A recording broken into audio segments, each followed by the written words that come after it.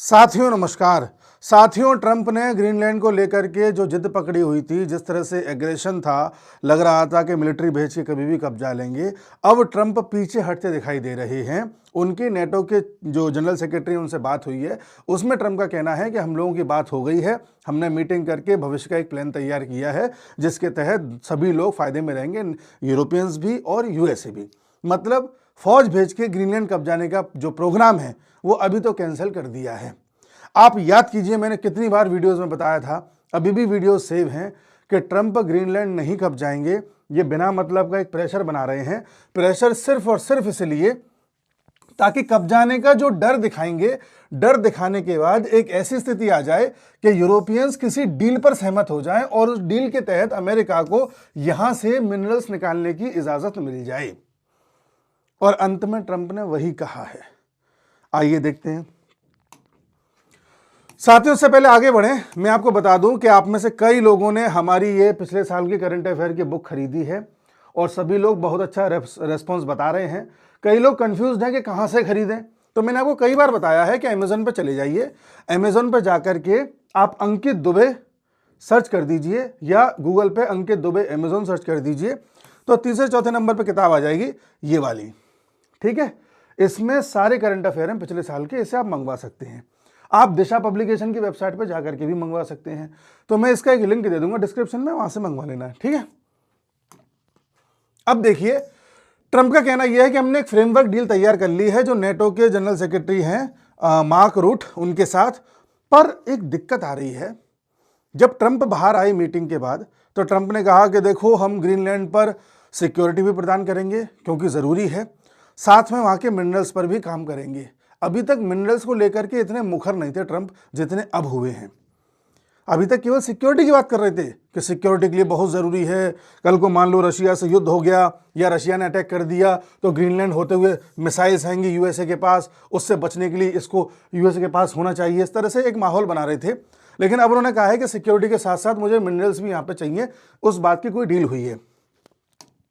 जब mark root बाहर आए और इनसे पूछा गया कि भाई ये बताइए कि किस बात पर डील हुई है, तो उनका कहना यह था कि ऐसी तो कोई डील नहीं हुई है कि मिनरल्स पर बात हो या किसी तरह की बात हो। हमने ये कहा है कि यूएस को अगर सिक्योरिटी चाहिए तो यूएस को यही तो दिक्कत है कि कल को रशिया की मिसाइल्स यहाँ से होते हुए अमेरिका में ना आ जाए। अमेरिका गोल्डन डोम बनाना चाह रहा है, तो हम यहाँ पर जगह देने को तैयार है अमेरिका को। अमेरिका यहाँ पर अपनी सिक्योरिटी के जितने मिसाइल्स वगैरह या एयर डिफेंस सिस्टम जो लगाने लगा ले। इससे यूरोप को भी फायदा होगा, ग्रीनलैंड को भी फायदा होगा, अमेरिका को भी फायदा होगा। तुमको जगह ही तो चाहिए, तो इस पर सहमति बनी है, ऐसा इनका कहना है। आप कहेंगे ये मीटिंग हुई कहां है? ये मीटिंग हुई है स्विट्जरलैंड के दावोस में। किस बात पर? यूरोप के कई सारे देश थे, अमेरिका था, ये सभी देश मिलकर के जो वर्ल्ड इकोनॉमिक फोरम है इसकी मीटिंग कर रहे थे। एक बड़ी फोरम है, यहां पर कई नेताओं ने या सभी नेताओं ने स्पीचेस दी हैं। ट्रंप ने भी स्पीच दी, फ्रांस के इमैनुअल मैक्रोन ने भी स्पीच दी। ट्रंप तो इस तरह से स्पीच दे रहे थे जैसे या तो किसी का मजाक उड़ाने आए हैं या ये बताने आए हैं कि मैं कितना महान हूँ। फ्रांस के राष्ट्रपति चश्मा लगा के आए हुए थे, उनकी आंखों में क्या प्रॉब्लम थी पता नहीं, उसका मजाक उड़ा रहे थे कि ये चश्मा लगा के आए हुए हैं, पता नहीं क्या बोल रहे थे। इसी क्रम में एक घटनाक्रम और हुआ है जिस पर चर्चा होनी चाहिए। वो है मार्क कार्ने की स्पीच, जो कनाडा के प्राइम मिनिस्टर हैं। मैंने बताया था ये किस तरह से बीजिंग में जाकर के डील करके आए हैं चाइना के साथ और अपने मार्केट को अब चाइना के लिए खोल रहे हैं। ऐसी स्थिति में इन्होंने स्पीच देते हुए कुछ बातें कही। इन्होंने कहा कि दुनिया में इस समय जो स्ट्रांग देश हैं, मजबूत देश हैं, उनके मन में जो आ रहा है वो कर रहे हैं और कोई रोक नहीं रहा। ठीक है, फिर कुछ वो देश आते हैं जो वीक देश होते हैं, जो नतमस्तक हो जाते हैं, जो स्ट्रांग देश कहता है वो मानना पड़ता है उन्हें। बीच में आते हैं कुछ मिडिल कंट्रीज। हम सब मिडिल कंट्रीज को अब एक हो जाना चाहिए, जिससे कि जो स्ट्रांग कंट्रीज की जो आक्रमण है या उनका जो एक एग्रेशन है उसको हम काउंटर कर सकें। कहीं ना कहीं इन्होंने नाम नहीं लिया, लेकिन ये यूएसए को इशारा कर रहे थे और बोल रहे थे कि यूएसए जिस तरह से अपनी दादागिरी दिखा रहा है, इसको रोकने के लिए अब हम सब मिडिल कंट्रीज को, यानी कि यूरोप को, कनाडा को, ऐसे देशों को साथ आना होगा और मिलकर के एक दूसरे की रक्षा करनी होगी। इस तरह से इन्होंने एक स्पीच दी थी, बहुत बड़ी स्पीच थी इनकी। और इन्होंने ये भी कहा कि कनाडा को चाहिए कि अन्य देशों के साथ मिलकर के व्यापार को बढ़ाए, जैसे चाइना हो, इंडिया हो, इनके साथ भी हमें एंगेज ज़्यादा से ज़्यादा करने की आवश्यकता है, ऐसा इन्होंने कहा।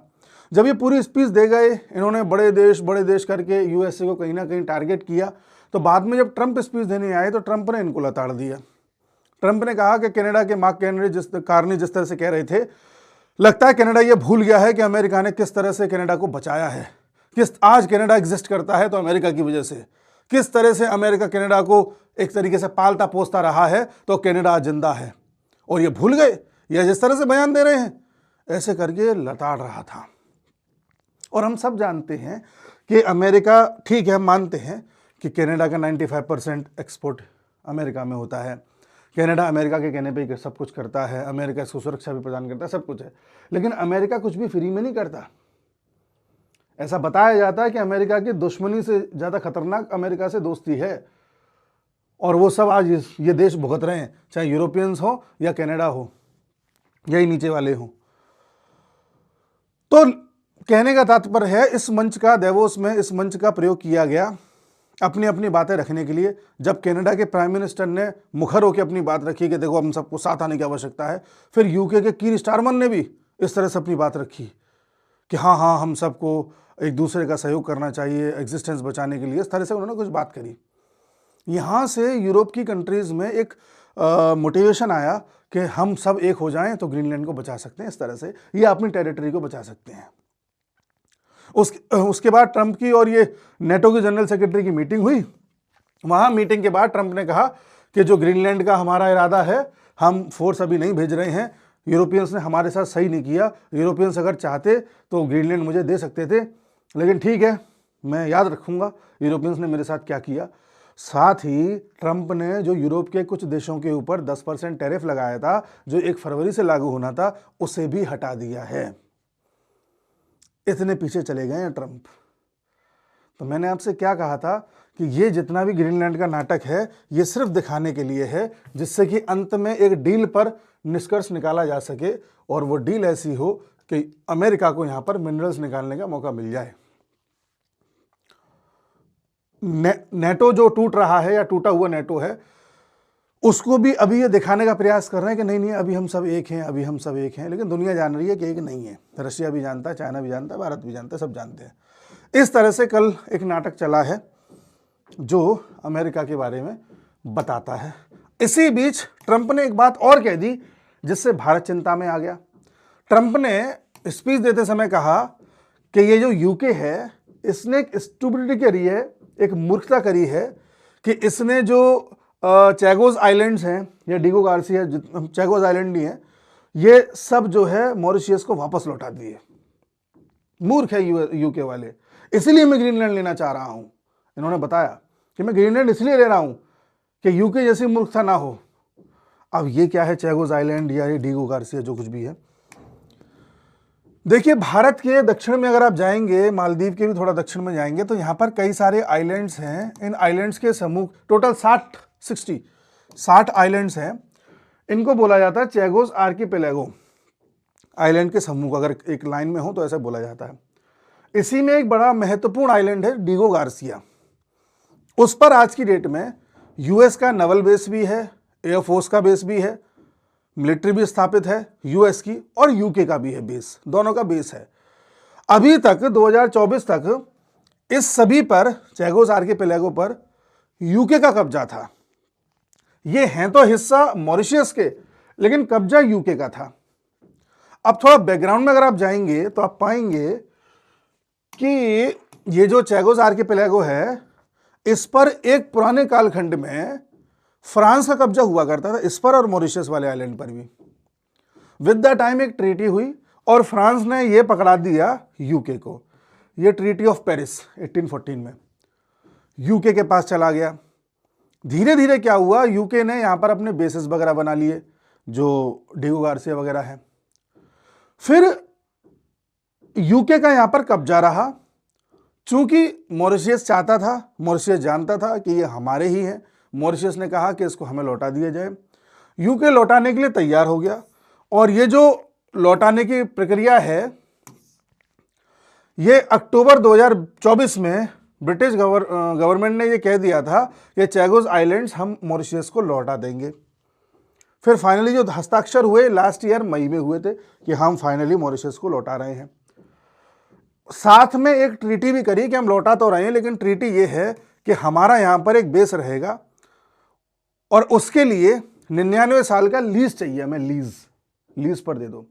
अब ये जो ट्रीटी करी है या जो लीज पर लेने की जो प्रक्रिया है, इस पर अभी रेटिफिकेशन नहीं हुआ है। 2026 के शुरुआत में रेटिफाई होना बचा हुआ है, अभी ब्रिटिश की संसद से पास होगा, अभी ये मॉरिशस से भी होगा। तो ट्रंप इसी का मजाक उड़ा रहे हैं कि बेवकूफ है यूके, देखो किस तरह से मॉरिशस को लौटा के चला आया। ट्रंप के हिसाब से तो सब पे कब्जा करके रख। अच्छा, आप कहोगे तो इसमें फिर यूएस अपना बेस कब बना गया? यूएस ने बनाया था 1967 से 73 के बीच में, जहां पर नवल सपोर्ट फैसिलिटी डिगो गार्सिया में यूएस ने तैयार कर ली थी। अब यूएस इसी के माध्यम से इस पूरे क्षेत्र में अपनी प्रेजेंस बनाए हुए है। जब जहां चाहे यूएस यहां से टेक ओवर कर सकता है।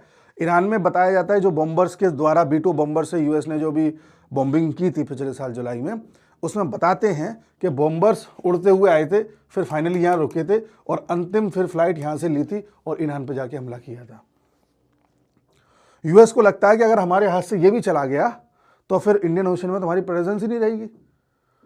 अब कुछ लोगों को ऐसा लग रहा है कि यूएस इन पर कब्जा करना चाहता है। हो सकता है ट्रंप इस बात पर बोलें कि मैं चैगोस आर्किपेलागो लेना चाहता हूं, डिगो गार्सिया पर कब्जा करना चाहता हूं, यूएस चाहता है कि उन्हें खरीद ले। ट्रंप यहां भी वही खेल खेलेंगे कि हम खरीदना चाहते हैं, लेकिन खरीदेगा नहीं। यूएस ले दे के यहां पर अपना एक बेस बनाए रखना चाहता है, क्योंकि मैंने आपको बताया है कि यूएस धीरे धीरे अब सिकुड़ रहा है। यूएस की अब वो कैपेसिटी नहीं रही है कि यहां जाकर के अन्य सेनाओं से लड़ सके या किसी और देश में जाकर के ईरान में जाके लड़ सके। लड़ने की कैपेसिटी नहीं है, इतना कर सकता है जाके 2 बम गिरा के आ गया, इससे ज्यादा नहीं कर सकता यूएस। तो यूएस की इतनी कैपेसिटी रही नहीं है। ऐसी स्थिति में यूएस पूरी दुनिया से अपनी फौज को वापस भी बुला रहा है और धीरे धीरे अपने आप को सिकोड़ रहा है, अगर आप देखोगे तो। लेकिन कोशिश कर रहा है कि एक आध 2 जगह पर अपनी प्रेजेंस ऐसी रहे कि हम उस जगह भी अपने आप को डोमिनेट कर सकें। जैसे एक आध आइलैंड हमें इंडियन ओशन में मिल जाए, यहाँ पर यूएस की बहुत प्रेजेंस है। एक आध 2 आइलैंड यहाँ मिल जाए, 1-2 आइलैंड यहाँ पड़े रहें, एक आध आइलैंड यहाँ पड़ा रहे। बस इस तरह से यूएस 1-2 आइलैंड करके दुनिया में प्रेजेंस बनाए रखना चाहता है, जिससे कि कभी भी किसी भी वक्त कहीं से फ्लाइट पकड़ के कहीं भी पहुंच सके। इसलिए यूएस इसको लेकर फड़फड़ा रहा है। यूएस ये भी जानता है कि मल्टीपोलैरिटी की ओर हम जा रहे हैं। ऐसी स्थिति में रशिया के प्रभाव का क्षेत्र रशिया की तरफ रहेगा, चाइना के प्रभाव का क्षेत्र ये रहेगा, भारत के प्रभाव का क्षेत्र ये रहेगा। तो भारत प्रभाव जिस तरह से अपना बढ़ा रहा है, ठीक है, कहीं ऐसा ना हो कि उस प्रभाव के चलते हमें यहाँ से निकलना पड़े। ऐसा नहीं है कि इंडिया यूएस को लड़ाई में हरा देगा या लड़के, ऐसा नहीं। प्रभाव कभी कभी ऐसी चीज होती है कि उसकी वजह से आपको निकलना पड़ता है, ठीक है। तो यूएस कैसे भी कुछ समय के लिए अपनी प्रेजेंस बनाए रखना चाहता है, एटलीस्ट अगले 5-6 साल 10 साल के लिए, जब तक ईरान में तख्ता पलट नहीं हो जाता, यहाँ पर सोमालीलैंड नहीं बन जाता, इजराइल अपने आप को पूरी तरह से फैला नहीं लेता, पाकिस्तान के टुकड़े नहीं हो जाते, इंडिया पीओके को वापस नहीं ले लेता, चाइना ताइवान को नहीं ले लेता, तब तक यूएस यहाँ पर प्रेजेंस बनाए रखना चाहता है। जिस दिन इंडिया, चाइना और ये सब सारी सेटिंग हो गई, फिर तो यूएस को मजबूरी में जाना ही पड़ेगा। फिर यूएस इतना ताकतवर यहाँ नहीं रह पाएगा कि अकेले दम पर जो है यहाँ पर डोमिनेंस दिखा सके। अभी तो दिखा सकता है, इसीलिए इसको बार बार चर्चा में ट्रंप द्वारा लाया जा रहा है, ठीक है जी। तो अभी ये 2 चीज़ें बड़ी फ्रेश हैं, अपडेट यही है, इससे ज़्यादा कुछ अपडेट अभी आया नहीं है। बाकी जो भी अपडेट आता है मैं आपको अगले वीडियो में बताऊंगा।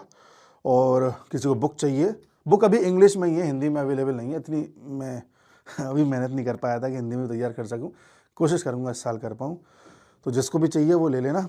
मिलते हैं अगले वीडियो में, तब तक के लिए नमस्कार।